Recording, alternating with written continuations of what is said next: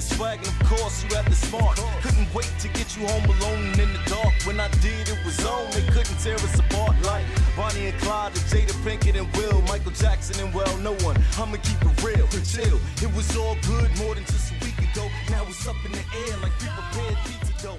I peep the flow and now it all switched up, except in turn to expect. Welcome back, and today is a day in history. We are back on Beyond the Journal, and what's today's date? Today's date is November 7th, 2020. I'm sorry. Let me introduce the co-host and co-creator of the show. I'm so excited. I'm clearly Lawrence of Beyond the Journal, and this is... Wait, are you so proud how long I was quiet there? I'm really impressed with myself. I feel like you set a record. I'm not going to lie. I'm pretty sure I did. Yes. Especially considering what today is. The fact that I was able to stay quiet that long, woo! Man, that's called growth right there. Are you going to tell them your name? Hi, guys. You already know my name. I'm Erin, and we're back, and we have a lot to say today. And what? Why are you so excited, though? You know why I'm excited. Why aren't you excited? We'll talk about it. I know. Oh, geez, you're just such a party pooper. Don't do that. I'm not a Debbie Downer. I'm just a saying. A little bit. Well, let's just celebrate with the people for a second. Okay, let's do that. Woo! Woo! Shout out to everybody in the street with the cowbells, the honking of the horn. The waving, the smiling, the dancing, the cheering. Let's go, New York. See? New York City. No other place like it in the world. It's a nice vibe. I love it. The energy, no, for real though, because with COVID and everything, the energy has been kind of off in the city. And it's been coming back since the summer, since things opened up again and everything. But today, I truly felt the energy shift in the city. Yeah. It for sure shifted. And it's like you can feel a shift in the universe. Like you can feel the vibes. Well, I mean, I did feel the shift in the universe because I feel like some very negative energy in Donald Trump was just elected out of the White House. Well, he's absorbing and carrying all that negativity with him. Yeah. Biden. Oh. See what I did there? Wow. Yeah. I wasn't ready. It was me today with the corny little joke. Yeah. I beat you to it. Wow. So yeah, I know. Look at me. Growth. So much growth happening in such a short period of time. I don't even know how to handle myself right now. I am so excited. So anyway, it's not even so. I want to say this though. So let's keep it real because that's what we do, right? Always. It was for me more about getting rid of Trump than saying hello to Biden, to be quite honest. Mm-hmm. But what this means to me, the shift in the energy, what it really means to me, it's motivating to me. Because now that he steps out of the picture, I feel like we have a greater responsibility and a greater opportunity to continue to push this change forward. Because let me tell you, if you think you voted for Biden and you think that they're coming into office and now you just get to sit back and kick your feet up, you are wrong and you are listening to the wrong show. Yes, ma'am. Because we are just getting started around ma'am. here. Yes, ma'am. Let's go. I am fired up. I am see. ready. I am so ready. You have no idea. So this is motivating to me. This is making me excited because I feel like we now have an opportunity to push even harder and push even further, and that people are possibly might listen.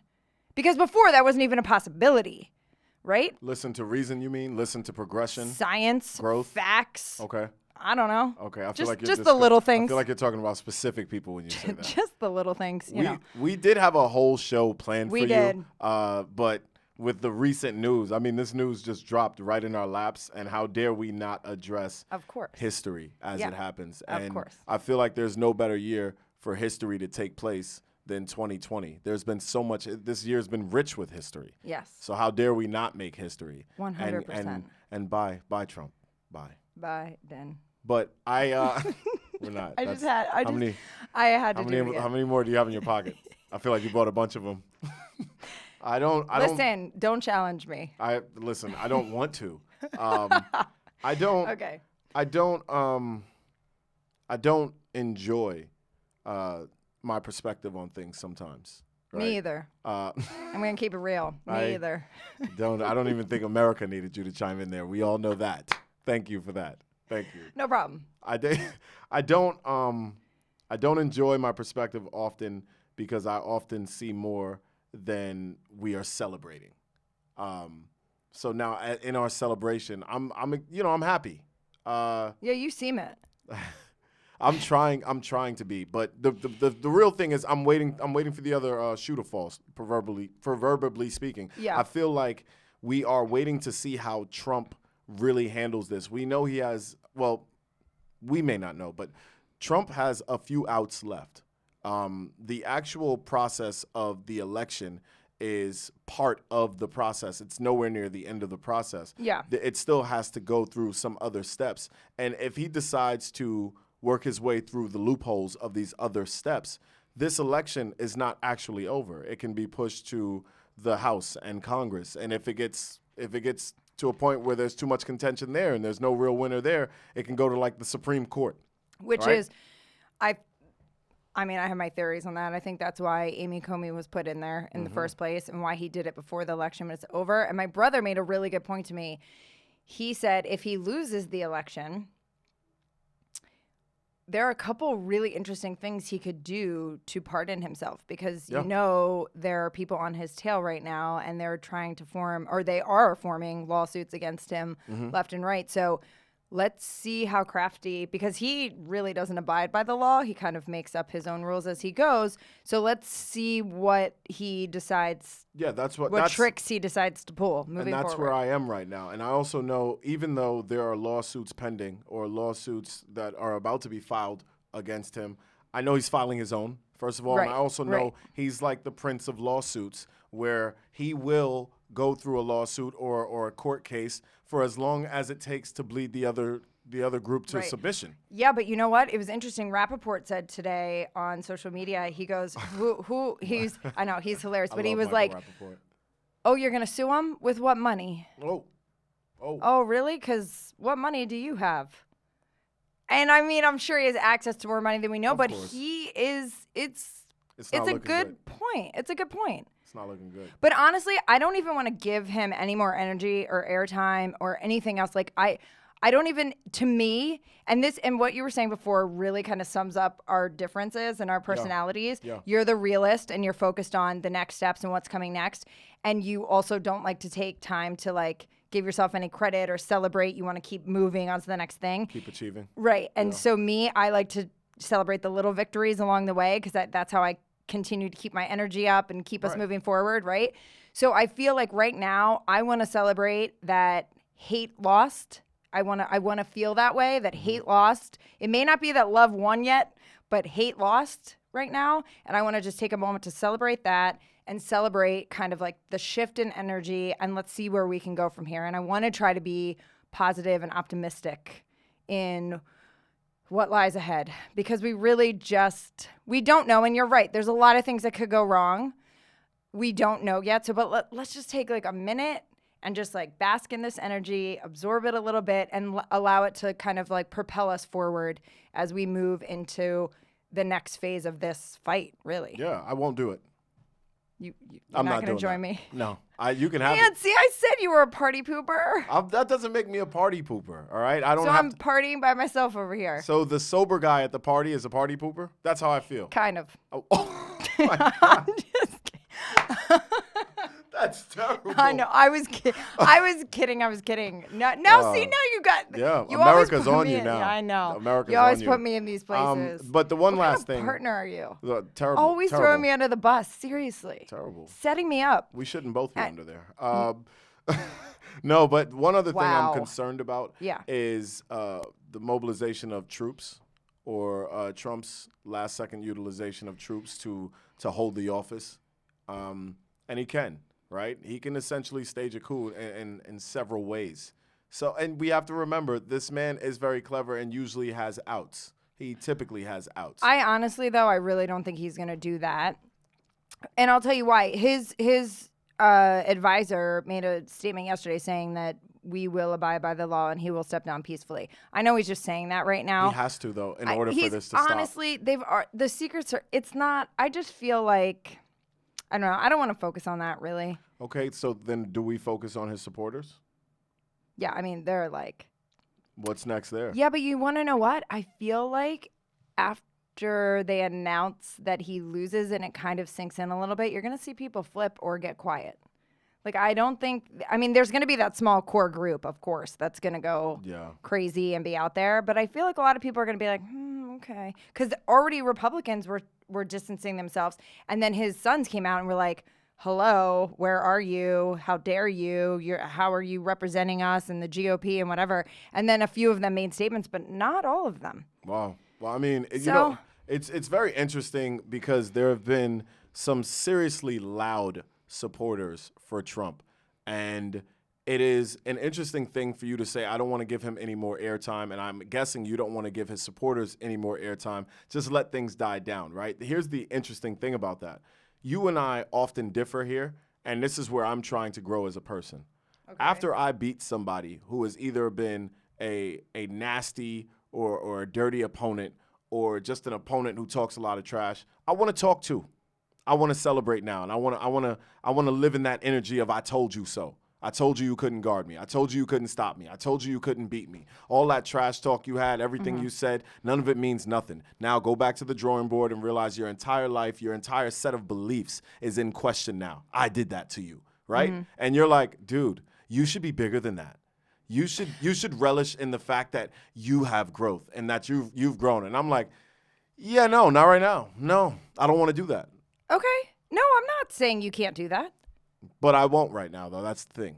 I'm not going to do that. But I won't stop anyone from doing that. Okay, that's fine. But I'm not saying I never said that you couldn't do that, and I'm okay. I support that. You got to do what you got to do. Are you kidding me? You tell me all the time. Why are you giving that airtime if you're past it?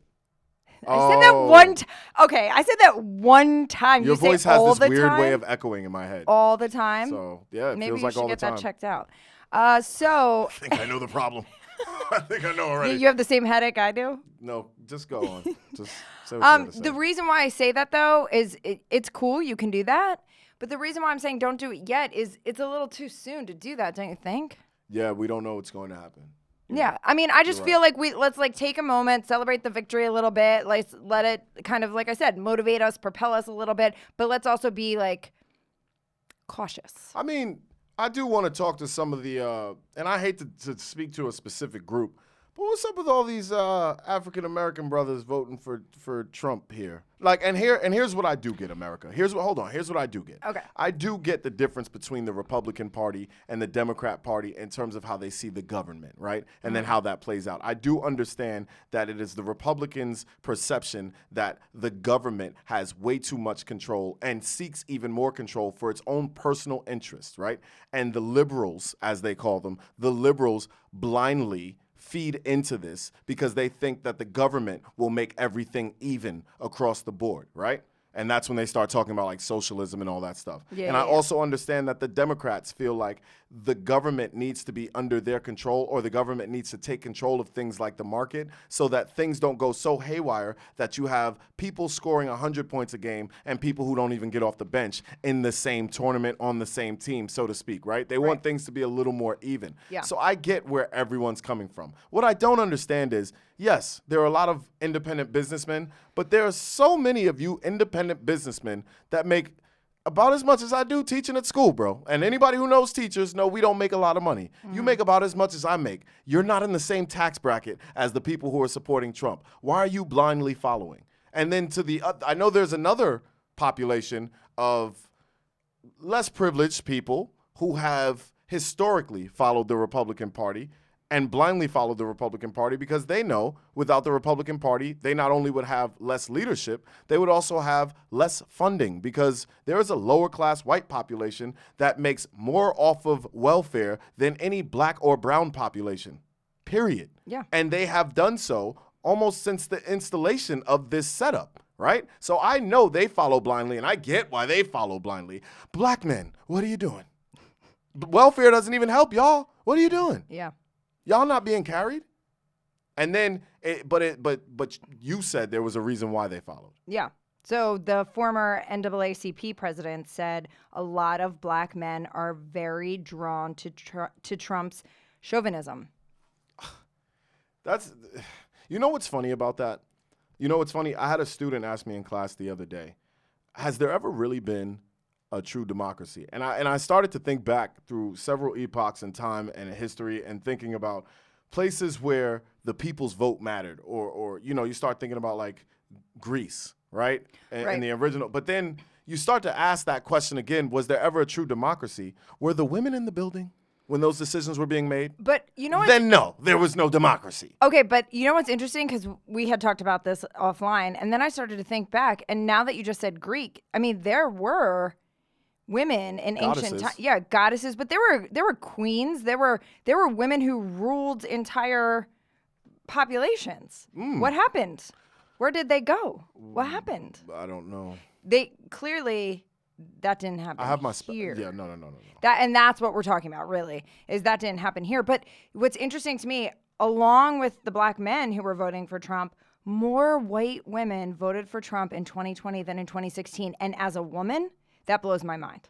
I don't understand that at all. I cannot wrap my head around that. I know I'm different.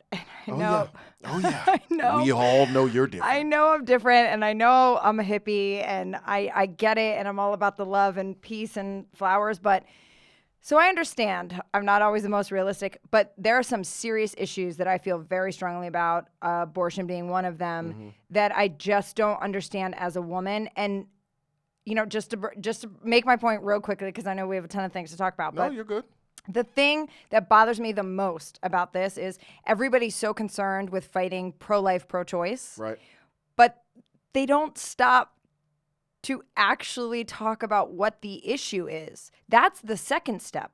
The first step is no one has the right to tell me what to do with my body. I agree.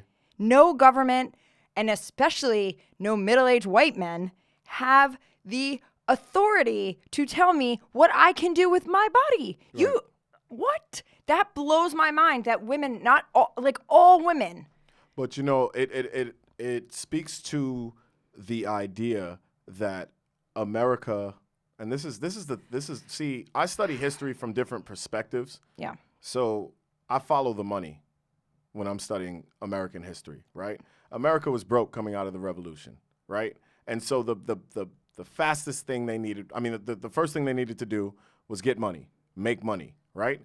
And that has been our thing throughout. Why? Because we have poor money management as a country. And that we can blame Jefferson's strategy of I'm going to borrow from you to spend over here. Or I'm going to borrow from you to pay my debt over here. But when I borrow from you, I'm also going to offer you shares. So now not only do I borrow from you, you take an interest and you take a piece of the profits as well. That's not great business, right? You are nearing bankruptcy every time you do that, right? So now what happens is this obsession develops of how can we get more money? So when a person like Trump arrives, people are like, okay, our country can get more money. And if we get more money, we can do more things with that money. But that money doesn't trickle down the way you expect it to. Yeah. That money gets tied up in more investments and more bad banking for America. It doesn't work as simply, and they get caught up in this narrative that like, he's going to help us get more money. He's a great businessman. Do you know how many companies he's driven to bankruptcy and then he lives in their benefits, right? And their profits. They use nothing but their money to pay for lawsuits and all that. He kills companies. I know. He would kill us in another 4 years. And I know, but listen, this is part of the whole broken system. I mean, he's not the first one and he won't be the last one. It's just not you know that. I mean, literally money rules the world here. Unfortunately. The dollar is the almighty dollar. And honestly, look at the whole Black Lives Matter movement. Look at everything that's going on in this country. Even how close the election was for that many days. And I was kind of like, not surprised, but a little surprised, a little disappointed, all of those feelings going all around at once, because really at the end of the day, people are voting based on their pockets versus voting as a community with empathy and compassion and concern for the greater good. We don't have that. But you know, it starts with our politicians. Right. And because we often follow people in politics, and we've said this before on the show, as though they're the best people for the jobs.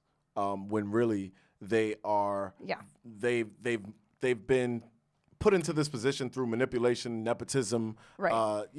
Just except for listen. There are some people, not even people, some women who are stepping up, and let's shout out Stacey Abrams. A meant for Stacey Abrams. She worked her bum off to get 800,000. Was it 800,000?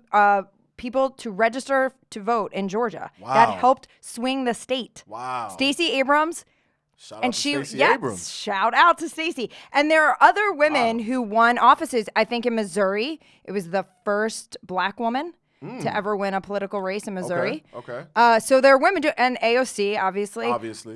You know, there are, and I mean, the vice president. The vice president. Hello? And see, this trend Yes. is something I can get with, right? Yes. Because when you think about like the framers, as they say it, of our country, Yes. all white men, all educated white men from an exclusive group of just, I don't know, whatever you want to call it, right? Right. But when they had their little constitutional convention and Yeah. they were drawing up like the Declaration of Independence or the Constitution, there were no women in the room. Right. There was wine and there was men, white Yeah. men, not minorities, white men, Yeah.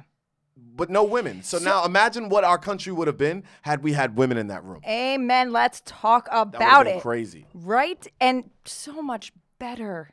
Just better. I'm telling you. So can I drop a line on you? I've been doing a lot of reading and I've been waiting to tell you this. Uh-oh. I've been reading a lot of like Socrates and Aristotle lately. You know, I go on my binges where I study people. Okay. So I realize a lot of our Western philosophy, like a lot of what we base our laws and our constitutions on, comes from like ancient speeches and discussions from Aristotle, Plato, Socrates, all of these people in the past, right? Right. And I realized something about it.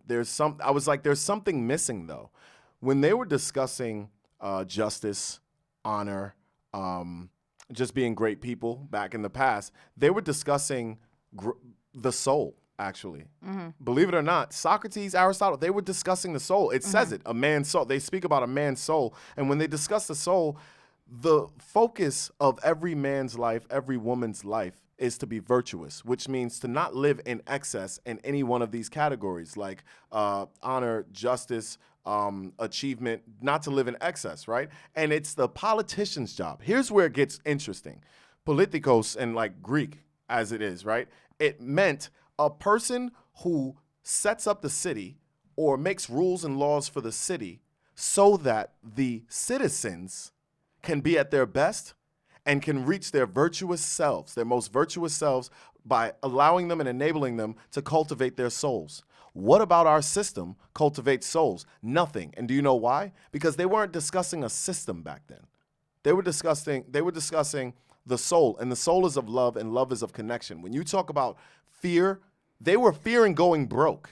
So they put the money first. So fear leads to control. Control leads to systems. Systems are not about freedom. Systems are not about growth. Control. They're not about love. They're It's about about control, not connection. So imagine if we would have had women in there, right, who could add their touch. Perhaps the women would have noticed, hey, you guys are doing a soulless job at creating a country. What are you going to do for the other half of the country who doesn't just blindly follow you?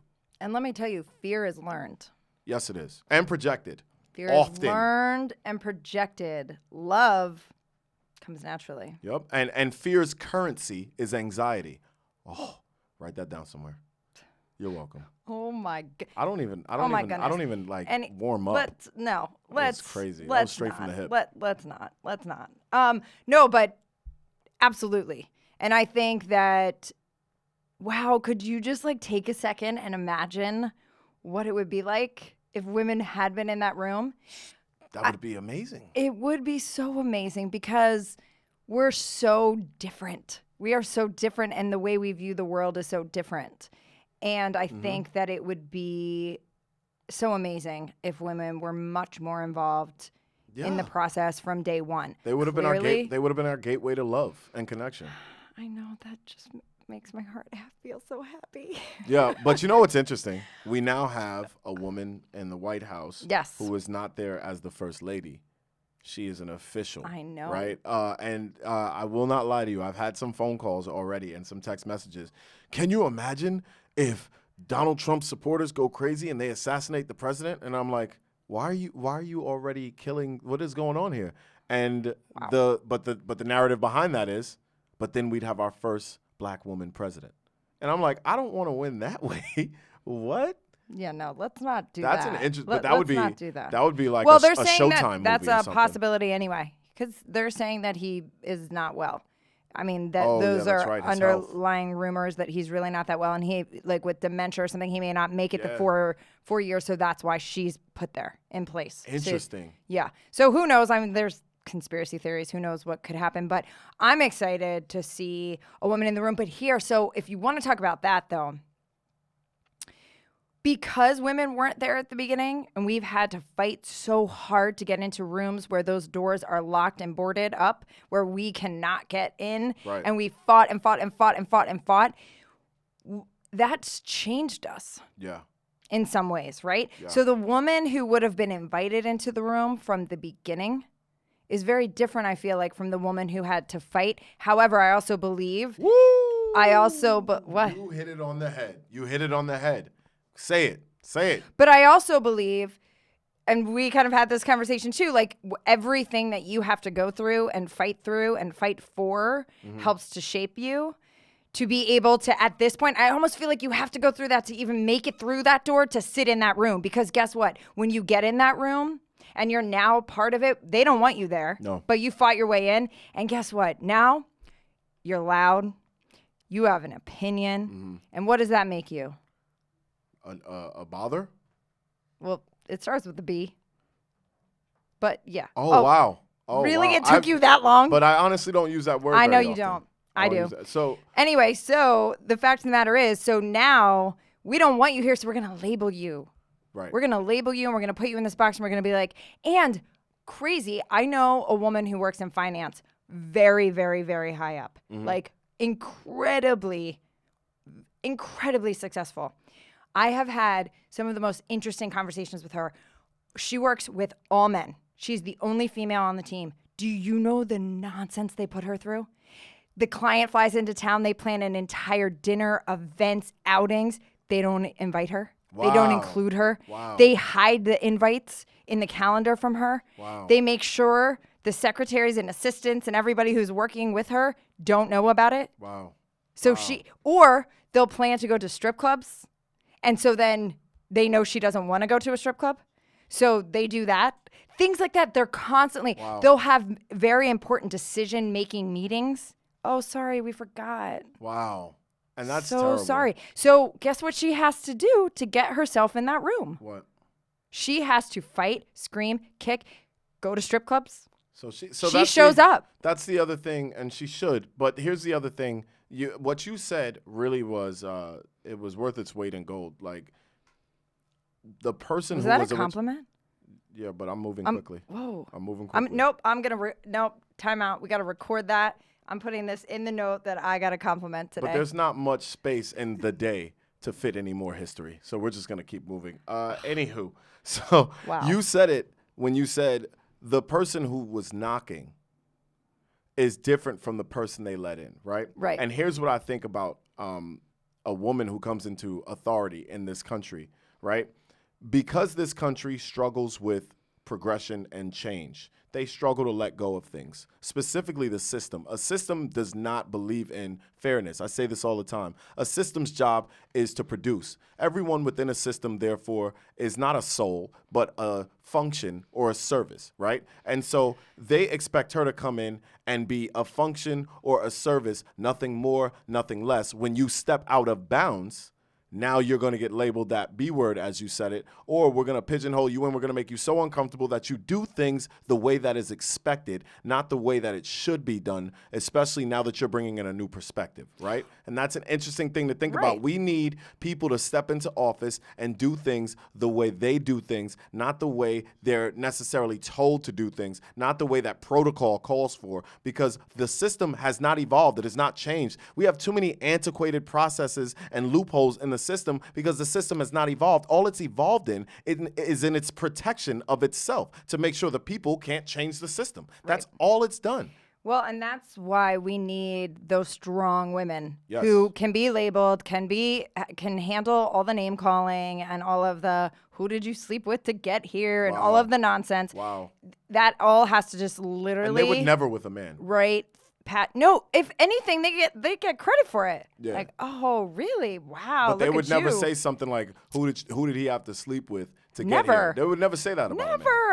Never. Never. No. So that is what we need. We need strong women who don't care about those things and are going to continue to fight the good fight and show up, because the more you do that and the more we have women stepping into those roles, the easier it becomes for not just women, for the girls, the little girls growing up, because I didn't grow up seeing a lot of women in really important roles. Right. So now these younger generations, it's amazing. Look around. Look at all the women doing amazing things, and even young girls doing amazing things. I wish I would have had those role models growing up. I really, really, really wish that. And I am so thankful that they do, because they're going to change the world. I think it's a beautiful thing. It's a gorgeous thing. It's and progression. I love it. And I know people are afraid of change, and I get it. Change is hard. It's scary. It's difficult. But it's so worth it. And I'm so excited to see the future. So that's where I am too, though. I feel like, what's next, right? That's another reason why I'm not jumping for joy. I know, but just that question alone, what's next? How exciting is that? To ask that, because we're not stuck in time like we have been. Okay, that's so enough. exciting. Look at the opportunities, the possibilities. Let's get excited about that. Can I speak to what I'd like to see next? Okay. I'd like to see our progression lead to a wholehearted scrutiny or scrutinization. I don't know how you want to put that, but we need to scrutinize this entire system, right? And then rework it from a different angle. I think we've lost, like what I said about what politicians were supposed to be in the beginning. They're supposed to set up the city so that people can be their best. That's a very selfless job. One thing that Socrates and Aristotle also say is people who do this type of job are special because they can dedicate their lives to other people's best interests, and they're special because they don't need too much to do it. Just give them just enough so that they can focus on their job and be comfortable, and that's it. We need those type of people in the office. But when you think about what that means, what that entails, that's a very selfless and giving job. You're not going to find selfless and giving when you create an atmosphere within a system that's all about competition. Selfless and giving comes from love. It comes from connection. We need people who are going to go out there and want to connect with their constituents. We need people who will dedicate their lives to becoming better so that they can help other people be better. Those are our politicians, not just the people who learn the lingo, not just the people who study the law books, and work the loopholes. We don't need those people anymore. Yeah. Those people are all about the money and the pace of the dollar. And quarantine has showed me moving at the pace of the dollar is only speeding me along my own lifespan, my own timeline. Yeah. I learned after quarantine, slow down, let love in, right? And all of a sudden, my relationships with my kids got better. The family got tighter, got stronger. I was educating myself. My kids were loving themselves. It's totally different now. We're moving at the pace of love, not the pace of the dollar. It's totally different. And we need people in the office to do that. So can I see that next? And if that's where we're headed, when we get Trump out of the way and we're moving progressively, I'd like to revamp this whole system. Because I don't want to keep sitting here saying, well, I don't like who the Democrats are putting up for office, and I don't like who the Republicans are putting up for office. We need more options, but we don't have more options because we keep settling for the people who have the most backing and the most tradition. Yeah. Forget that. It's not going to happen overnight. But I really, truly do believe that, and I've said it before, I will continue to say it, and you can laugh at me all you want, I believe love is the most powerful force in the world, in the universe, and I really do think at the end of the day, somehow it always finds a way to prevail. But the one thing that you need to remember is, as one of my favorites always says, Glennon Doyle always says, we can do hard things. And I really, truly accept that into my being and believe that every day. Like, we can love fiercely all we want, but we have to do the hard things. We have to show up and do the hard things. And that's what's most important. We have to let love lead the way, but we have to show up and do the hard things. And that's part of the uncomfortable conversations, the difficult conversations. That's part of being open-minded, having an open heart, being willing to listen. And I don't mean listen so while you're listening, you're preparing your response. You're really actively listening, and you're being open-minded. And you have to also understand that you have to give people a grain of salt. Like, everybody has had different experiences, different life experiences, the way they've grown up. They've had different traumas. They had different all of these things, right? That if you're asking someone to go from A to Z, they're not going to go there with you in a day. That's tough for me. You know that. Right. So, but this is the part of leading with love Yes. and being compassionate and understanding and committed to a better place. It's baby steps. We have to do it one step at a time. Baby steps are tough for me. I know, but listen, get with the program. You know, I feel Let's go. Come I feel on. like I always feel like I'm running out of time, and that's my issue. That's what I'm working with. I know. You know, and working on. I know. I get that. I totally get that. And it makes sense. It totally makes sense. But plus, you know, I study so much history. I'm in a hurry to utilize it and apply it and affect change. I get that. But what else do you have? I guess. What else do you have? Are you just going to sit there and be like, this isn't fast? Just like you just explained, this isn't fast enough. This isn't going quick enough. What are we going to do? Then you just start to like tense up and then you start to get critical. Then you start to point fingers. Well, I don't understand why you can't just get this. I don't understand why you're not here with me. I don't understand why you can't see A, B, C, D, E. Then it's not about connection. It's more about conformity, assimilation, and then just pushing. Forcing people. And instead of not flowing. Not even pushing, just forcing. I like pushing. Pushing's okay if you're pushing the right way, but not forcing. Right. So there's, another thing that I always love and talk about all the time. There's forcing and there's flowing. Mm-hmm. And let me tell you, you can force all you want. It's not going to happen. Right. You have to flow. Yeah. I mean, really, truly, you have to flow. And that means you have to check your control at the door. Mm-hmm. Because when you think you're in control, you're not. Yeah. And that's just you forcing. You're not it's not going to work. We have to flow with it. And what's control is a manifestation of fear, and we have to learn to accept fear. And fear is learned, though. Right. Fear is learned. And it's important to learn it. Yeah, because it checks the ego. That way I'm not jumping out of the window thinking, I can fly. You right. need fear But there. it's also, I always talk about balance. Yeah. For me to be able to appreciate love, you have to experience the fear, right? True. So it's all about, and just like I say, talking about you have to experience the darkness to really appreciate the light, and vice versa. And vulnerability is a part of growth, right? And you're not going to grow without that vulnerability. So you have to take that risk. Love is a risk, right? Absolutely. That's pretty good. I like it. So this is what like I truly believe in. I stand for. I talk about. I preach about. I DM about, I text message about, I email about, I'll have conversations. You lead with love. I really, truly try to do that. You lead with love and live in love, right? I try, and don't get me wrong, that is not easy. No. And it's a newer thing for me. Right. Really, I have really worked really, really hard on that. I really have, because I truly believe in it. You're doing a good job, though. Thank you. You do set a different standard.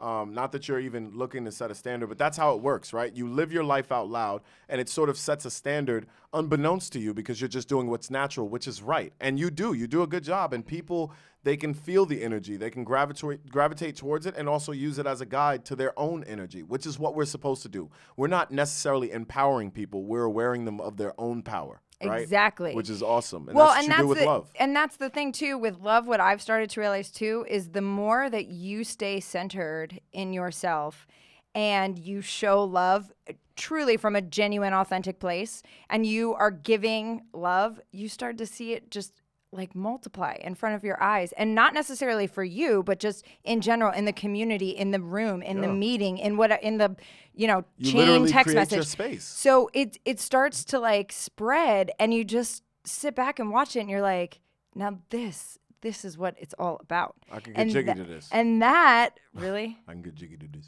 Will Smith? No, it's Michael Blackson, but whatever. Oh, well, I can't get jiggy to this. Oh, it just made me think, getting jiggy with it. Na. Yeah, you went further decades. Yeah. Wow. And, are you calling me old? No. Oh. Yes. Really? Really? Wow. Okay, thanks. No, but honestly, that is my whole, hippie speech for the day. But seriously, I really do believe in it. And I really do think that through acceptance of yourself. Yes. Less criticism of yourself, allowing lessons to happen, losses to become lessons, and to really, truly just loving yourself. That's really the key to all of it. If we can learn to love ourselves, then we can let love in and love others. Yes. So that's really my mission. I don't know. I try, and I see it like when I take photos, right? Yes. If I take photos, like for example, shout out to GuardFam, Coach A, Coach B, I love those guys to death. And I will go in, and the gym has like the worst lighting, and I always feel so nervous shooting in there because it's not the type of quality images that I like to give. Yeah. And so it gives me a little anxiety. But somehow, some way, you pull magic. Well, the photos are not awesome, and the quality is not awesome. But No, they really aren't though. No, they're not crisp and clear, and it's the lighting is off. But here's the thing. No, I really thank you, but I'm not. But here's the thing that I started to realize. I had a conversation with A, and it's so interesting. What is like one man's trash is another's treasure. He was like, E, you don't understand. Like, I don't have anybody else doing this, and you show up and you do this for me. Do you understand how much that means to me? I love that. And so he was, like, so thankful. And I sat back and I was like, here I am worrying about, like, the quality of the image instead of hearing and seeing how much this actually meant to him. So I bring my camera all the time. And do you know what has happened? All these little kids are coming up. I'm showing, I take the photo. I show them the photo. Some of them are I'm teaching them how to use the camera. That's awesome. And the parents, like, I had people last night at GuardFam, the mom and dad, they're like, we've seen you a couple times, but we just wanted to introduce ourselves. It's so nice to meet you. So I'm meeting new people. Cool. I'm interacting with the kids. And yeah, so what? The photos are not the best that I've ever shot, right? But A's loving them. The kids are loving them. I'm meeting parents. And so it's literally love in motion. Yeah. And it is so awesome to see and experience. And so that changed everything for me. I was like, A, whatever day you need me, whatever you need, I'm there. I got you. So that is so important to me. And that was that was such an eye opener for me, just to pause and take that and be like, this isn't about the quality and this isn't about you. This isn't about you. This is about doing something for this community to show the love. Yeah. And so that has changed everything. That's exactly what you and I do, though. Yeah. Right? This is high five. High five. Shout out. First of all, shout out to the Ballers Journal. We just dropped another article on somebody. We are super talk about love. Yeah, we are super proud to present this person with love, for love, and he's about love, all about love. It. Justin Bright of Humble Development. Yes. Crown Heights own. Shout out to you. Check out the Ballers Journal piece on him. We really tried to capture him in his best essence, in his natural essence. We are proud of this piece because we're proud of him. So please check that out. Love. I don't know if you saw, but his mama commented on the post last night. Oh, no, I got to check that out. You have to see it. It's beautiful. Love. She was like, I thank you so much to both of you for doing this about my son. I am so proud of him. It just made my heart explode. And so I responded. I was like, you just made our heart so happy. But I also want to shout out for anyone who's watching on YouTube. I want to shout out Split Edit. Yeah. They are in the building. They are actually filming a little piece that we're putting together for you guys. So that's going to be coming your way soon. But we just want to show love to them because they're awesome. And they are also spreading love with their images. They're moving pictures. So that is really awesome to have them here. Definitely don't only just look them up to check out their work and their art. Look them up, man. They do amazing work. And, hey, put your money where your mouth is. Hold on now. Put your money where your mouth is if you think you're a star. These guys will make you look like a star. That's right. It's on you to be the star, though. Right. Because they're amazing with their work. Maybe you can give some tips since you feel like you're such a superstar these days. I do okay in front of the camera. Oh, do you now? According to who? The reviews are in, and guess who wrote them? Everybody. Oh, Lawrence. That's right. Oh, That's okay. Right. Write your own story. No, but I do want to say Split Edit. You can obviously check them out on Instagram, but they did the Ballers Journal open run. Which was fire. It's so good. And we can't wait to get them back for another open run. We've got other things stacking up for the Ballers Journal, not only an open run. We have a 3-point contest in the works and a dad and son 3-point tag team shootout game tournament that I have in the works. Yes. So, and we also have some limited edition merch finally coming your way before the holiday that I'm super excited. Working with ECNY, shouting out another New York City brand because we love to show love in our community. So ECNY, I'm working with him right now. We're going to do something really I'm so excited, guys. So we have a lot of stuff. We need the stupid virus to get on out of here so we can really get to work. And also we want to have some collaborations like Humble Development. Yep. We want to work with him. We just have a lot going on. So we got to get back to our guy Chris at A. Philip Randolph. Yes, right, to do some more youth stuff. Definitely. We are. There have been some rumblings that we're not visiting the church enough. So we might have to see what the Riverside Church of New York City has actually been requesting that the Ballers Journal show up to the Riverside. They want interviews. They want to collaborate. They want to do stuff for the community. Let's go. I'm all about it. All right. It's all love. And I feel like love is the new cool. Let's all be cool. Yo, that's... You like that? You like that quote though? Please. I mean, Get it was you all, a quote. It was over. Get you a quote. I have plenty that you steal all the time, so I'm not even gonna worry about that because you know what? It's all good. Wow. Karma just has it all in check, so it's good. What is happening right now? It's good. No, it's good. You can steal my stuff. It'll come back around. It's all good. Anyway, Don't worry about that. America, I do want to say this. We are running. First of all, we're running low on time. We want to Yeah. thank you not only for joining us, but for sharing this year in history and sharing this moment in history. Having Donald Trump finally leave the office feels like a feat that we've all accomplished. I want to shout out everyone that made it out to the polls. I want to shout out everybody that voiced her or his own opinion, and I want to shout out everyone that wasn't driven by fear to stay away and shut up, because that's what was wanted. That's what was desired. Well, let's shout out all those first-time voters. Oh, yeah. Shout out. There was a kid at my school. She was like, I just turned 18, so I actually got to vote for the first time. I was like, that must be amazing. Yeah, but I don't, awesome. And I totally mean that, the youth, because they're like the biggest population that was And able they're to vote. important. But I'm talking about even elderly people. Oh, yeah. Who were never able to vote before because of yeah. voter suppression, or they were feared to be able to go, or the polls were 10, 15 hours away. Like, it's like voter crazy. suppression was real. Shout out to the people who funded all of these movements to get people to vote. Former felons, former convicts were able to vote. There was a lot of money flowing to get this stuff going and off the ground. It was awesome. So it's just been a really exciting time, I feel like, to be alive, and let's continue to preach and lead with love, and but as we're shouting out New York City people, since we didn't get to do this, and I want to throw this in because science and facts were definitely thrown out the window a lot during the last 4 years, but I want to shout out Dr. Fauci because I don't know if y'all know, but he was a point guard at Regis High School in 1958 in NYC, and I have the photo here, and I am going to post it on the story once this episode drops so you guys can see it. So yeah, the shorts definitely are living up to their name, though. Yeah, but honestly, how cool is that? That's cool. So not only is he brilliant and he's studying infectious diseases for however many years, he's a baller. The guy had game. Woo, woo. I don't think he could guard And speaking of ball, did you see Obama hit that 3? Yo, that was fire. Right? Looking like me out there. He's like, that's what I do. That's what I do. That's what we do, baby. I love it. So Obama and me. That was awesome. And we didn't even get to really touch on NBA, but there's a lot going on in NBA stuff. We'll get to it another time. No, I know. I'm sorry. I was about to say that, but you just you say it. Say it. No, you already did. It'll so you sound ruined better it. coming from you. Nah, you ruined it. Cool. So we always end with a quote. Yes. So I'm about to choke on myself right now. I'm like, bleh. I'm so excited. I know. I was so excited. So we were talking about women and, how we wish they could have been included from the beginning. And there's a million different quotes that we could use right now. Mm-hmm. But I really thought this one was really powerful. And also, rest in peace, Ruth Bader Ginsburg. This quote is from her. She said, "Women belong in all places where decisions are being made. It shouldn't be that women are the exception." Wow. And I feel like that really hit home to what we were talking about. Yes, if they would have been included in the beginning where all decisions were being made, would we be where we are right now? I doubt it.